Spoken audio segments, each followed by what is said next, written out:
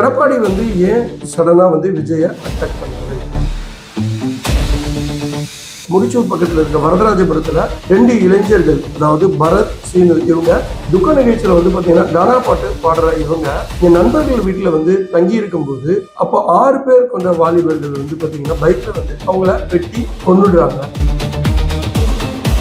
தொடர்ந்து திமுக ஆட்சியில் இருந்த அதே நிலைதான் தொடர்ந்து. சட்டம் ஒழுங்கு சரியில்லை, போதை கலாச்சாரம் தலைவிரிச்சாடுது.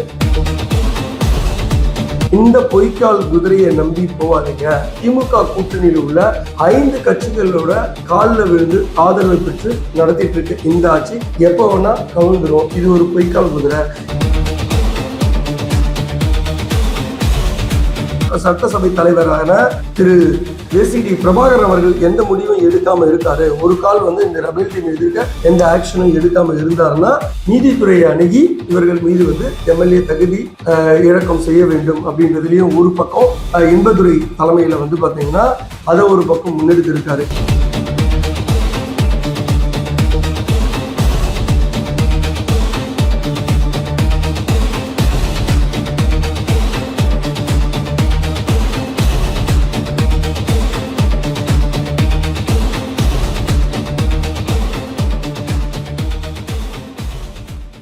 வணக்கம் HKS வாய்ஸ் மீடியா நேயர்களே. ஸோ இன்னைக்கு இந்த நிகழ்ச்சியில் என்ன டிஸ்கஸ் பண்ண போறோம் அப்படின்னா, இபிஎஸ் ஏன் விஜய டார்கெட் பண்ணாரு, அதே போல இபிஎஸ் ஏன் உடனடியா மாவட்ட செயலாளர்கள் கூட்டத்தை நடத்தினாரு, அதே போல வந்து பாத்தீங்கன்னா ஏன் ரெபல் டீம், அதாவது கிளர்ச்சியாளர்கள் அதிமுகவோட 25 எம்எல்ஏக்கள் CV Shanmugam and C Vijayabaskar, SP Velumani இவங்களுக்கு ஏன் வந்து வாங்க நம்ம உட்காந்து பேசலாம், பிரச்சனையை நமக்குள்ள சுமூகமா முடிச்சுக்கலாம் ஏன் கூப்பிட்டாரு, இதோட பின்னணி விவரங்களை தான் இந்த நிகழ்ச்சியில நம்ம பார்க்க போறோம். அதுக்கு முன்னாடி உங்ககிட்ட எல்லாருக்கிட்டையும் கேட்கிற ஒரு அம்பிள் ரிக்வஸ்ட், எங்க சேனல்ல தொடர்ந்து பார்க்குற அத்தனை பேருக்கும் நன்றி. ஸோ சப்ஸ்கிரைப் பண்ணாம பார்க்குற நீங்க தயவுசெய்து சப்ஸ்கிரைப் பண்ணிட்டு கூடவே பெல் பட்டனையும் அழுத்தி பாருங்க. வாங்க நிகழ்ச்சிக்குள்ள போலாம். ஸோ எடப்பாடி வந்து ஏன் சடனா வந்து விஜய அட்டாக் பண்ணாரு அப்படின்னு வந்து பாத்தீங்கன்னா பின்னணி என்னன்னு பாத்தீங்கன்னா, இவர் விஜய் வந்து பாத்தீங்கன்னா தொடர்ந்து இதே அமைதியான மூட்ல நம்ம எடப்பாடியான அவர்கள் போனா நல்லா இல்ல அப்படின்னு சொல்லி அவருக்கு சில ஐடியாஸ் கொடுத்திருக்காங்க. அதாவது என்னன்னா, நேற்று அவரோட எக்ஸ் பதிவுல வந்து பாத்தீங்கன்னா விஜய காட்டமா விமர்சிச்சிருப்பாரு. காலையில வந்து பாத்தீங்கன்னா சட்டம் ஒழுங்கு சரியில்லை அப்படின்னு சொல்லியிருப்பாரு. என்ன அப்படின்னு வந்து பாத்தீங்கன்னா, இப்போ முடிச்சூர் பக்கத்துல இருக்க வரதராஜபுரத்துல 2 இளைஞர்கள், அதாவது பரத், சீனு, இவங்க துக்க நிகழ்ச்சியில வந்து பாத்தீங்கன்னா கானா பாட்டு பாடுற இவங்க என் நண்பர்கள் வீட்டுல வந்து தங்கி இருக்கும் போது அப்போ 6 பேர் கொண்ட வாலிபர்கள் வந்து பாத்தீங்கன்னா பைக்ல வந்து அவங்கள வெட்டி கொன்னுடுறாங்க. அப்போ அவர் என்ன சொல்றாருன்னா, சரியான மெய்ப்பாளன் இல்ல, அதாவது தொடர்ந்து திமுக ஆட்சியில் இருந்த அதே நிலைதான் தொடருது. சட்டம் ஒழுங்கு சரியில்லை, போதை கலாச்சாரம் தலைவிரிச்சாடுது. அதனாலதான் இந்த கொலை சம்பவம் நடைபெற்றது அப்படின்றத முதல் முறையா விஜய ஒரு வார காலத்துலதான் ஆச்சு விஜய் முதலமைச்சரா பதவியேற்று சோ உடனடியாக அட்டாக் பண்ண ஆரம்பிச்சாரு. இரண்டாவது வந்து பாத்தீங்கன்னா, விஜய் அவர்கள் வந்து ஆட்சியை வந்து கடுமையா விமர்சிச்சிருக்காரு. அதாவது என்னன்னா, இந்த பொய்க்கால் குதிரையை நம்பி போவாதீங்க. திமுக கூட்டணியில் உள்ள 5 கட்சிகளோட காலில் விழுந்து ஆதரவை பெற்று நடத்திட்டு இருக்கு இந்த ஆட்சி எப்ப வேணா கவிழ்ந்துரும். இது ஒரு பொய்க்கால் குதிரை, இதை நம்பி மோசம் போக வேண்டாம் அப்படின்னு சொல்லி தன் கட்சிக்காரர்களுக்கெல்லாம் வந்து பாத்தீங்கன்னா ஒரு அறைகூவல் விட்டு இருக்காரு. சரிங்களா?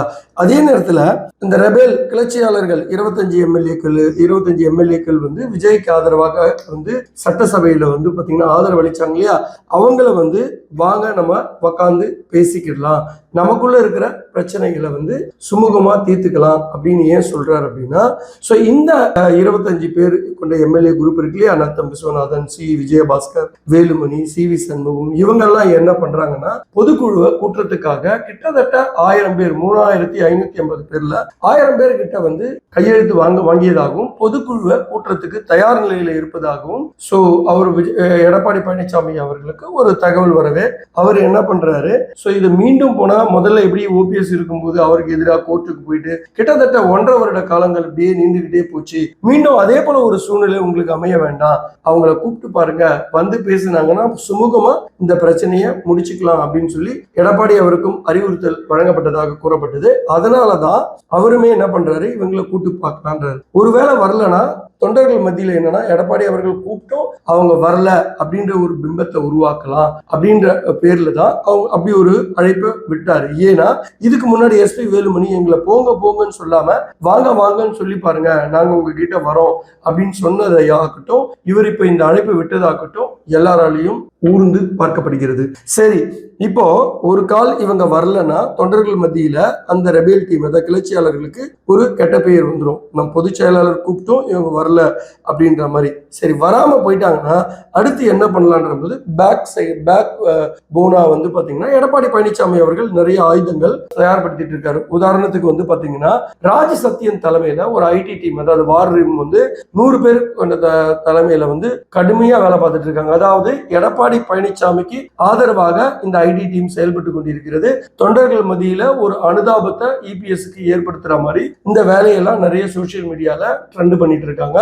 இது வந்து பாத்தீங்கன்னா நல்ல வேலை செய்யறது எடப்பாடி பழனிசாமிக்கு பக்கபலமா இருக்கு. இது தொண்டர்கள் மத்தியில அவருக்கு ஒரு அனுதாபத்தை உண்டு பண்ணி இருக்கு. சோ இது ஒரு பக்கம் எடப்பாடி பழனிசாமி அவர்கள் ரொம்ப நல்லாவே பண்ணிட்டு இருக்காரு அப்படின்னு சொல்லப்படுது.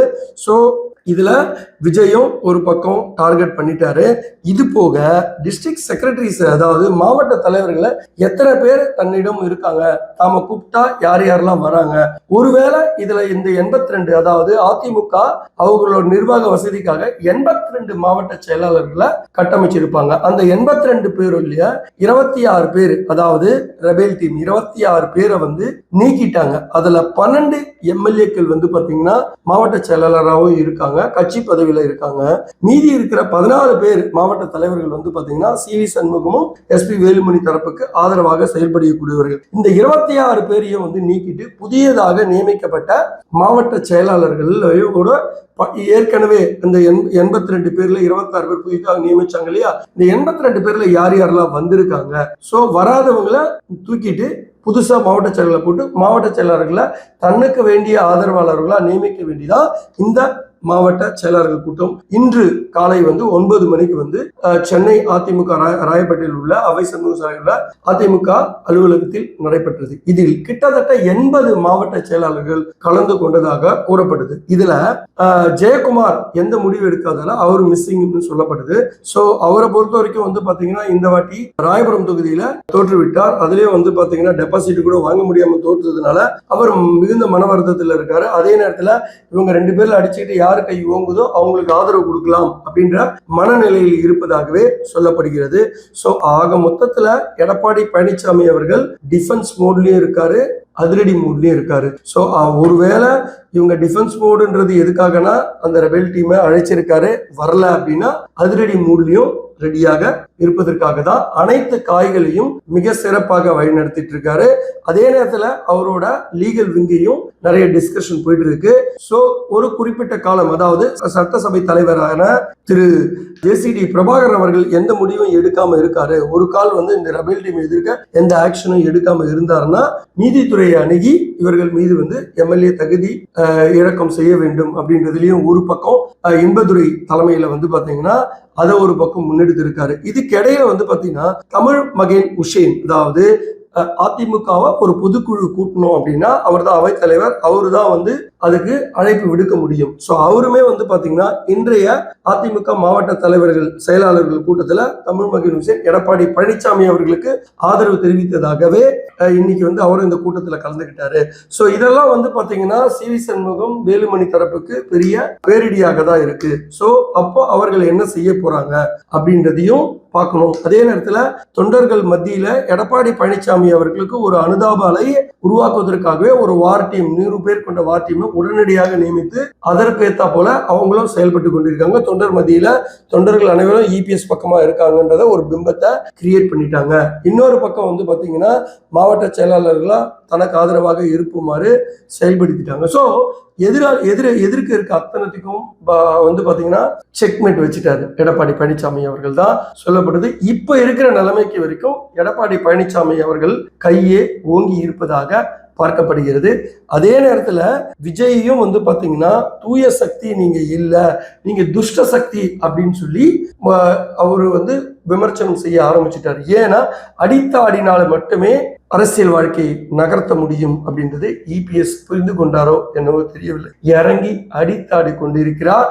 பொறுத்திருந்து பார்ப்போம். இந்த வியூகங்கள் எடப்பாடி பழனிசாமி அவரோட வியூகங்கள் அனைத்தும் வெற்றி பெறுகிறதா அல்லது தோல்வி அடைய போகிறதா? ஏடிஎம்கே யார் பக்கம் செல்ல போகிறது? எடப்பாடி பழனிசாமி அவர்களே பொதுச் செயலாளராக தொடர போகிறாரா அல்லது மாற்று பொதுச் செயலாளரை ரெபேல் டீம் உருவாக்க போகிறதா என்பதை உங்களிடம் மீண்டும் உங்கள் அடுத்த நிகழ்ச்சியில் உங்களை சந்திக்கிறேன். அதுவரை உங்கள் HKS. நன்றி, வணக்கம்.